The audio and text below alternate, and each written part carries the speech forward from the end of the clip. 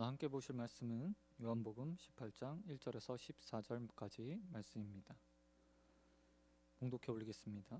예수께서 이 말씀하시고 제자들과 함께 기드온 시내 건너편으로 나아가시니 그곳에 동산이 있는데 제자들과 함께 들어가시니라.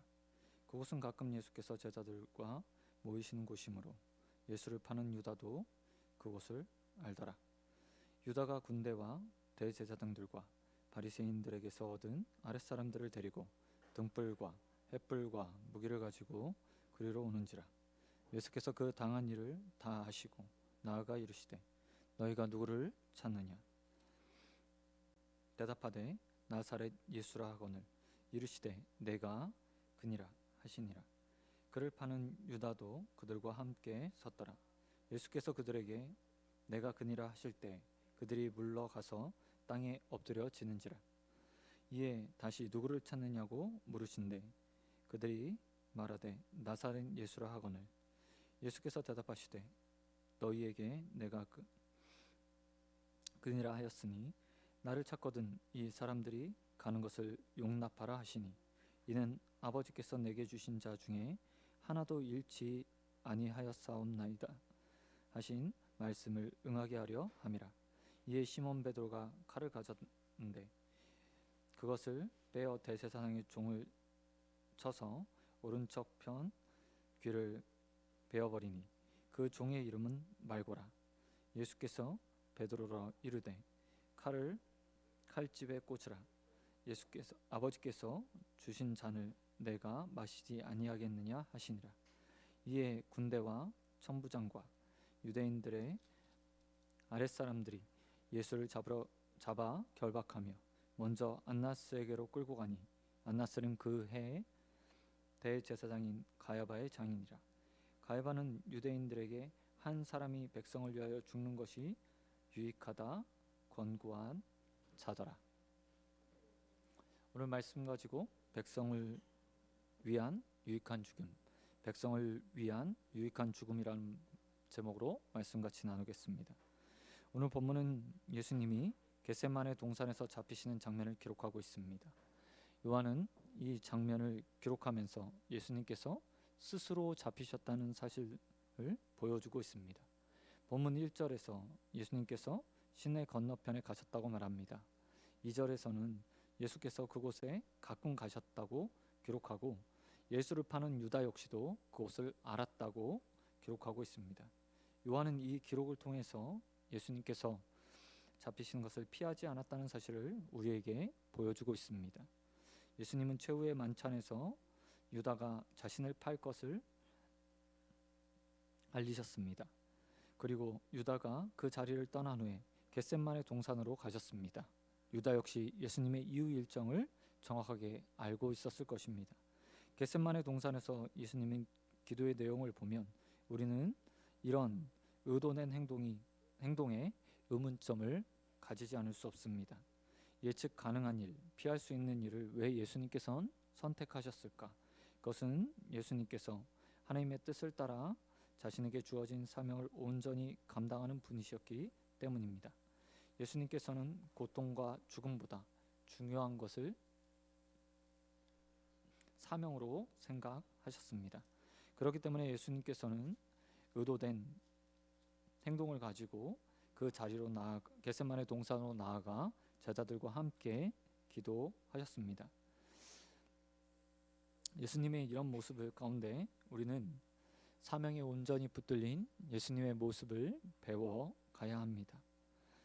자발적인 선택을 통해서 죄사함의 은총을 허락하시기 위해 그리고 아버지께서 허락하신 잔을 피하지 않고 맞이하셨던 그 예수님의 모습처럼 우리도 하나님께서 우리에게 주신 사명을 붙들고 온전하게 순종하며 살아야 합니다. 오늘 하루도 하나님께서 각자에게 주신 사명들을 가지고 그것들을 온전하게 순종하며 감당하게 되길 우리 주님 예수 그리스도의 이름으로 축원드립니다. 두 번째로 본문은 권위자 예수님의 모습을 보여주고 있습니다. 예수님이 자신을 잡으러 온 자들에게 내가 그니라 라고 5절과 8절에서 말씀하십니다. 이 말은 내가 메시아다라는 말과 동일한 말이라고 합니다. 이런 말씀에 사람들은 물러나 땅에 엎드려졌다고 6절에서 말하고 있습니다.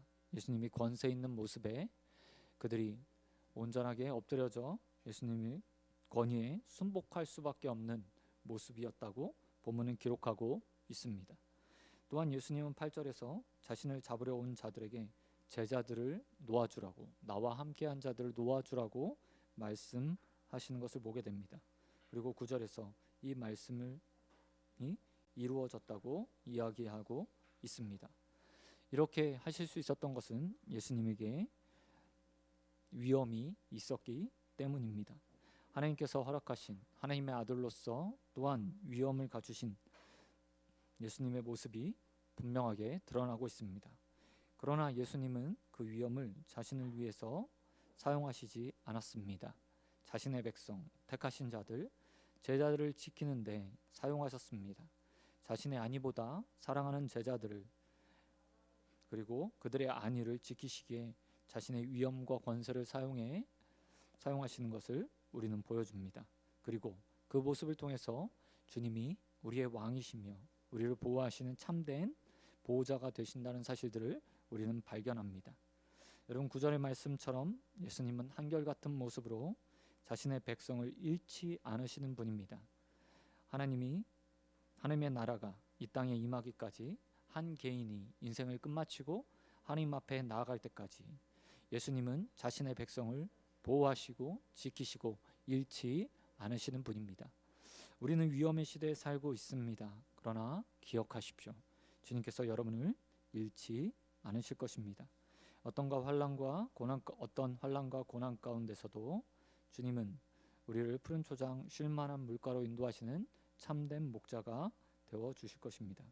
이것을 믿고 주님을 신뢰하고 우리의 인생을 의탁하는 삶을 살아가게 되길 우리 주님 예수 그리스도의 이름으로 축원드립니다. 마지막으로 본문은 가야바의 말을 통해서 예수님의 죽음이 어떤 것인지에 대해서 증명해 주고 있습니다. 역설의 미학입니다. 예수님은 로마의 군대들과 성전 경찰들에 의해서 안나스의 집에 끌려갔습니다. 안나스는 현직 제사장 가야바의 장인이며 전직 제사장이었습니다. 그리고 그곳에서 불법적인 종교 재판을 받으십니다. 이 불법적인 종교 재판은 안나스가 주도했습니다. 그런데 그 안나스의 집에서 재판받으시는 예수님의 모습을 그리면서 누가는 예수님을 향해 가야바가 말했던 말을 오늘 본문 14절에서 기록하고 있습니다. 가야바는 예수님을 향해서 공개적으로 많은 사람들 앞에서 공공연한 게 한 사람이 백성을 위하여 죽는 것이 유익하다고 말한 사람이었습니다.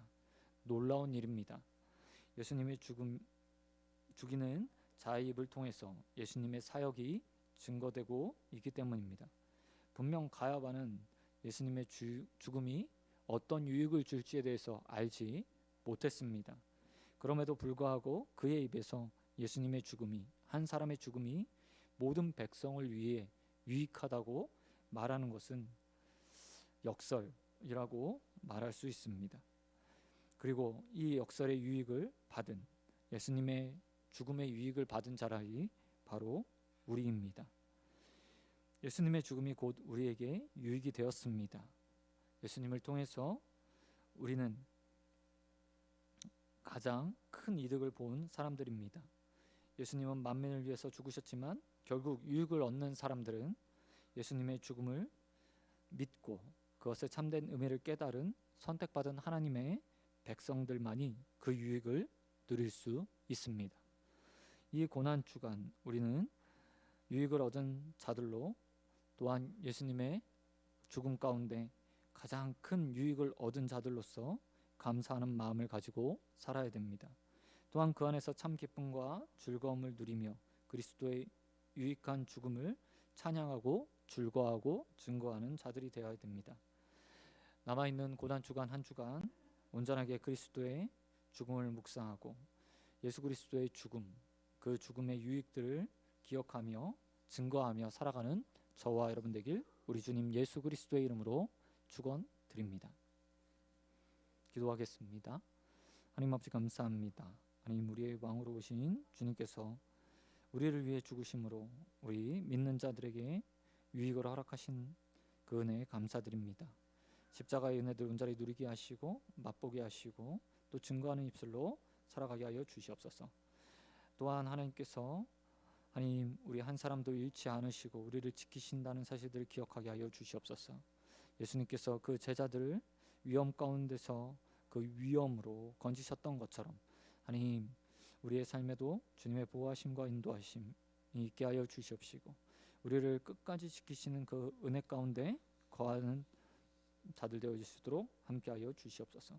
하나님 또한 예수님처럼 한 주간 사명에 이끌려 살아가는 자들 되길 소원합니다. 예수님이 목숨을 바쳐 자신의 사명을 지키셨던 것처럼 우리도 하나님께서 우리에게 부여한 사명들을 온전하게 깊이 묵상하고 따르며 순종하는 자들로 서갈 수 있도록 은혜 베풀어 주시옵소서. 오늘 믿사오며 우리 함께 하신 우리 주님 예수 그리스도의 이름으로 기도드립니다. 아멘.